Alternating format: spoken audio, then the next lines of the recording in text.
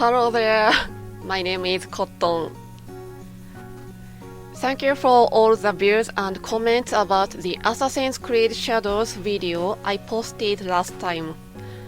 I am very happy that not only Japanese but also many English-speaking people saw that video. I thought my video would be more criticized, but I was happy to receive so many positive comments. Thank you so much. In this time, I will be quoting comments from my last video to supplement and explain my views. I am not a history expert and my perception may be wrong. In that case, as before, I would appreciate it if you could correct me in the comments. Since this document is now longer, I will split it into two videos, part 1 and part 2. Please watch both. Now, please watch the video until the end. In my last video, I made a statement about his book saying that there is content in his book that could be taken to mean that Japan started black slaves buying and selling. There was an error in my perception of this, and I apologize and correct it. I'm sorry. Regarding Mr. Thomas Lockley's book, Mr. Bushido explains it in his video. If you would like to learn more, please watch that video. One of the issues often raised in his book is the following statement. It seems that among the local celebrities, a trend began to use African slaves as a symbol of authority, whether Christian or not. This locality refers to Kyushu, Japan, and he does not claim that there were black slaves buying and selling Japan as a whole. We must be careful to understand that he did not intentionally try to force the issue of black slaves on Japan. However, I think this is very confusingly written. Since African slaves had to be purchased from traders in order to obtain them at that time, it can be read that the Japanese were buying and selling African slaves. Furthermore, the word trend allows us to imagine that many African slaves were bought and sold. There are things that are not described in historical documents of the time and are different from historical facts in Japan. There are still accounts of Japanese being sold as slaves to the Portuguese, but there are no accounts of African slaves buying and selling. The scant information on Yasuke is the only account of Africans in Japan at that time. From this, it can be said that Thomas Lockley's book degrades the honor to Japan by making inaccurate statements. As yet, Thomas Lockley has not appeared in public, but I think we need to pursue him to explain again about his book. If we knew what his intentions were in writing his book, the issue would be clearer and I think we could have a more meaningful discussion. Next, I apologize for the actions I have taken in the comment section as I feel I have hurt a person with my actions. This comment. Now, the blacks are gonna claim they're the original Oni. I was going to subscribe to you until I saw that you liked this comment. Now, the blacks are gonna claim they're the original Oni. It seems that I have hurt this person by I clicked like this comment. This comment was criticized as racist, so I guess my behavior was not good. I'm sorry. Just to defend myself about this, I took the comment as sarcastic and I didn't think it was racist. I think the person who made this comment was trying to get a laugh by stating the exact opposite of the truth, isn't it?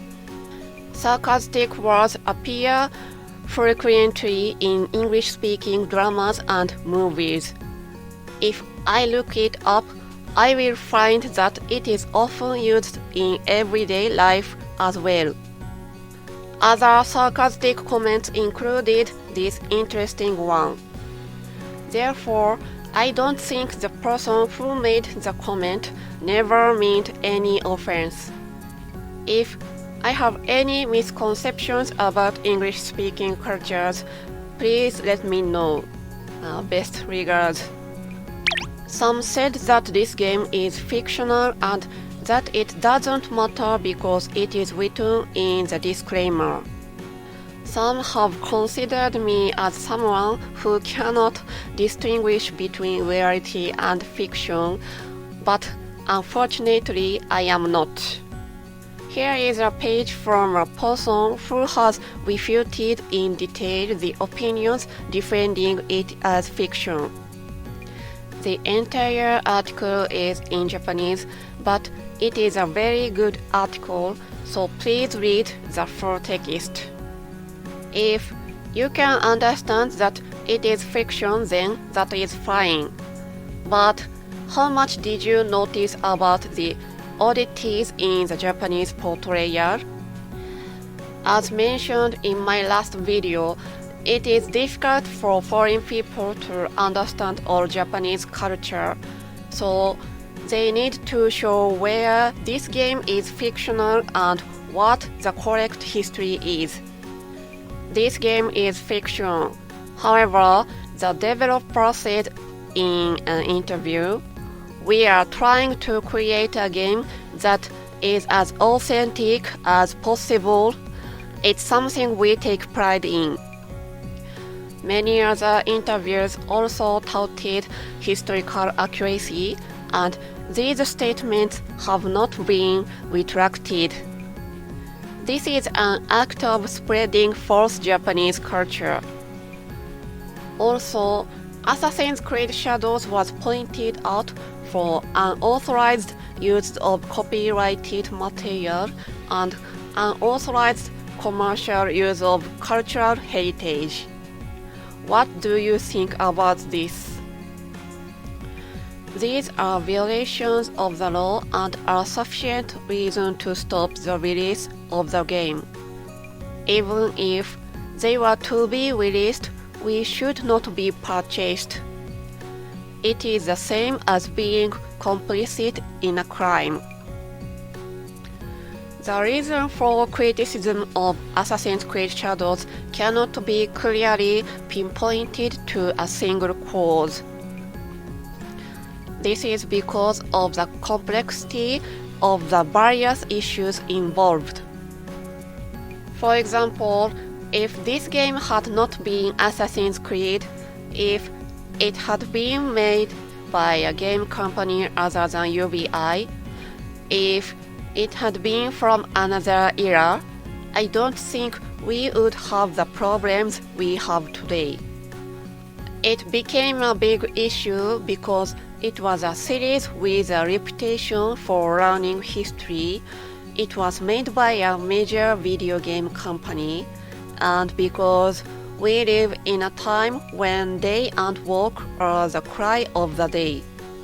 Recently, Cleopatra was made black people on Netflix, and the popular drama Shogun had an article asking why there are no black people in it. These are acts that distort historical facts. If it is not a clear fantasy work, it should be portrayed in accordance with historical facts. So, even if it is fiction, this game and Yasuke should also be criticized. If UBI would issue an apologetic statement saying that all depictions of Japan in this game are fictional and not historically accurate at all, the criticism of them would subside. Next, I would like to address the comment that the Assassin's Creed series was originally a violent game. I will discuss various things in detail from here. First of all, I didn't know that the Assassin's Creed series was an age-restricted game. This was my lack of study. I'm sorry. In my opinion, I do not reject all violent games. I don't play brutal games, but I also watch horror movies and grotesque comics, so I guess I just like different genres of games. However, I believe that the depiction of violence in this game is unconvincing from the perspective of Japanese culture and the story. I hope my subsequent speech will give you some idea of my opinion. One commented, Naoe was killing people just like Yasuke. There is no real difference there. I will answer about this. In my last video, I said that I don't think the portrayal of the ninja is not bad. This is because the occupational roles of ninja and samurai Bushi are different. Ninja served Sengoku daimyo, and their main tasks were espionage, sabotage, and assassination of important persons. Next is the work of a samurai. As explained in my last video, samurai and Bushi have different statuses, so I will discuss the work of a Bushi in general. At that time, each region was ruled by a lord, but when there were no battles, Bushi were engaged in duties related to castles. These jobs are easier to understand if you imagine state and prefecture operations in modern times. While the lords and others in higher positions conducted politics, the management of the castles, maintenance of public order, and civil engineering work, and so on were the responsibility of the Bushi in each position. In addition, Bushi who held no positions and were of low status were often farmers and were engaged in agriculture during peacetime. And during battles, they were armed and received rewards for taking credit. Thus, the work of a ninja and a samurai is completely different. Because this game is about assassins, it makes sense that ninjas would be portrayed as assassins. There are also some minor problems with Naoe, but they were better than Yasuke's portrayal of the samurai. For these reasons, I didn't mention much about Naoe in my last video. If Assassin's Creed Shadows had only ninjas as protagonists, there would be less criticism than there is now. I have received this question. Thank you for your kind comment. Some commented that Samurai Bushi at that time committed acts of violence as matter of course. I will answer this question as well. Some people also commented that some of the games were more violent and brutal. However, Yasuke's violence this time was different from the general samurai fighting style, and the reasons for his actions were insufficient. As I mentioned in my last video, Yasuke is running amok in other territories in the story. If we were to apply Yasuke's situation at that time to the modern times, it would be something like a person armed with a military uniform and a gun arriving in another country by car and brutally killing a security guard. Needless to say, This is a brutal criminal act. It is never the behavior of a hero. And Yasuke excessively harmed his defeated opponents and trampled on the dignity of the dead. This is a disgrace to the other person and is not an acceptable behavior for a samurai. Samurai had a culture that valued honor, and there were many rules in wars and battles. Yasuke's behavior deviates greatly from that. This is not an orthodox portrayal of a samurai in a creative work, but rather this is a portrayal as a villain. For example, it would have been less offensive if there had been a clear reason why this Yasuke is a dark hero. I think it would have made sense if I knew Yasuke's backbone, such as how he came to think that he could do any kind of thing in battle, and his anguish over being involved in dirty things. However, from the Assassin's Creed Shadows videos so far, it seems that this Yasuke is made to be a hero. So the story fell apart and ends up being offensive to the Japanese people. This is a clear misunderstanding of Japanese culture that focuses only on the violent acts of the samurai. If UBI had seriously engaged with Japanese culture, this wouldn't have happened. I am very disappointed. If this had been a Japanese man, would it have mattered? To answer this, I would say such an act would have been criticized even if a Japanese person had done it. However, it would have been criticized on a different issue than now, is my opinion.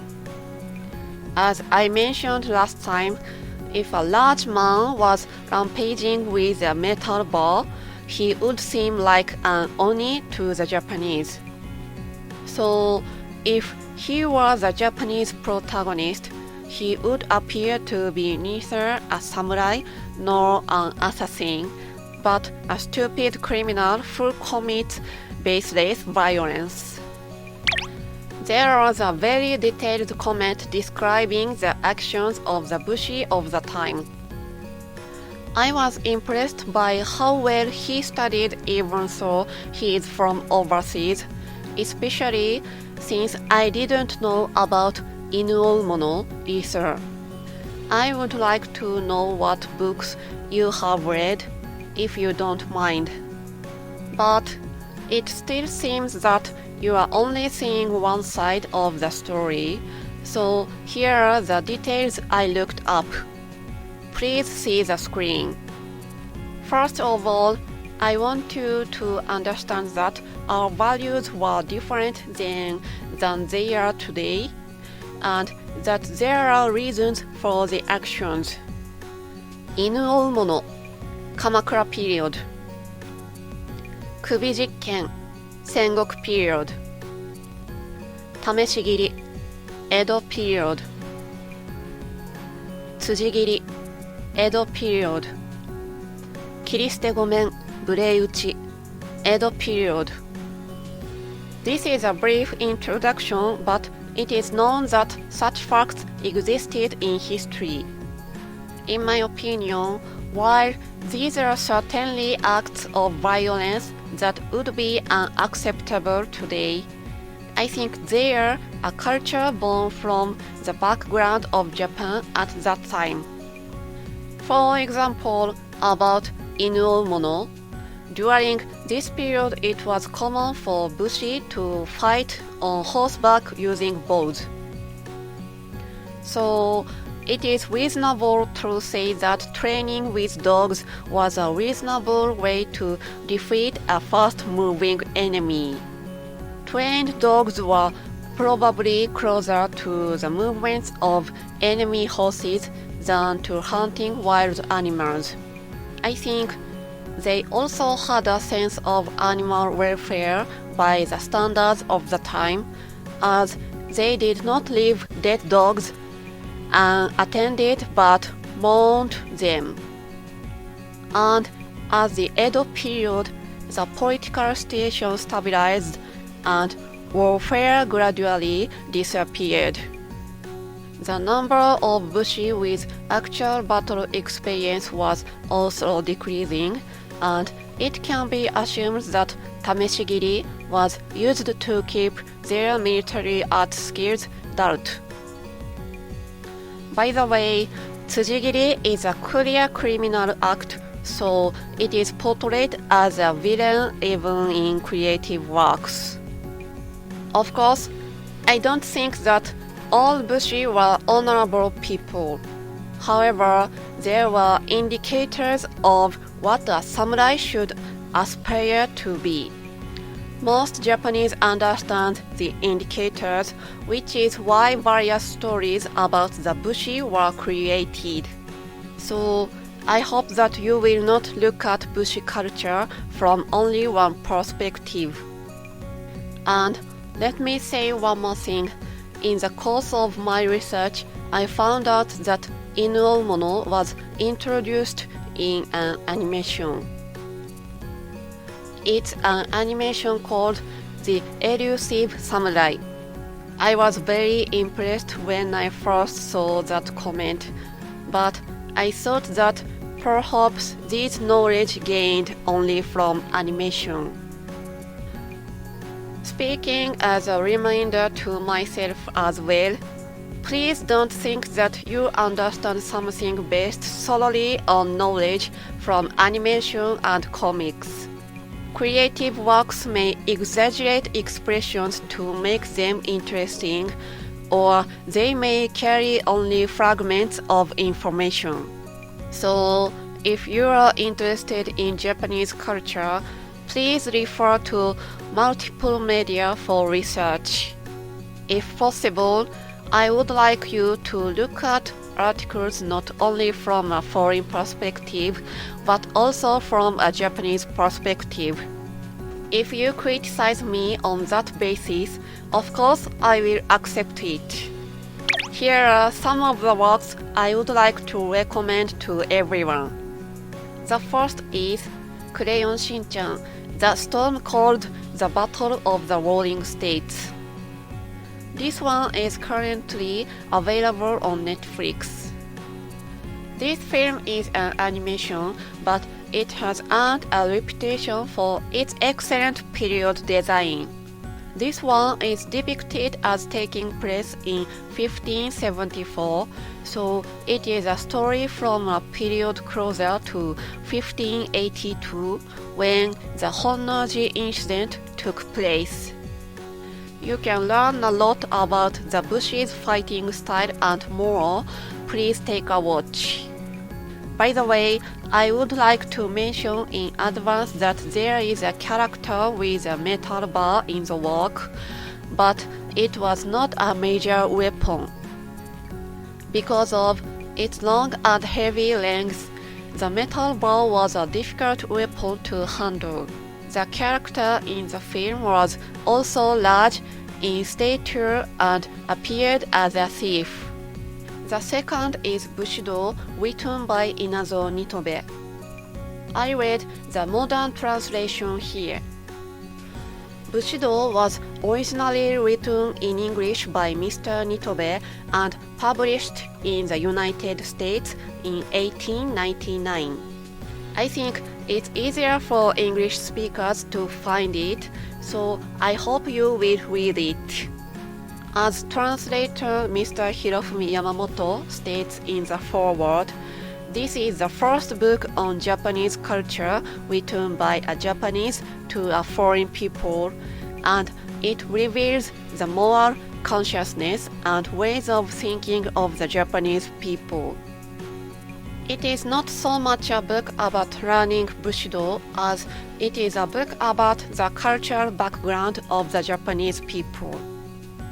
questions that people overseas have about Japan can be roughly answered by reading this book more than 100 years ago. It is a wonderful book and should be read by various people, both at home and abroad. That's all for part 1. Please watch for part 2.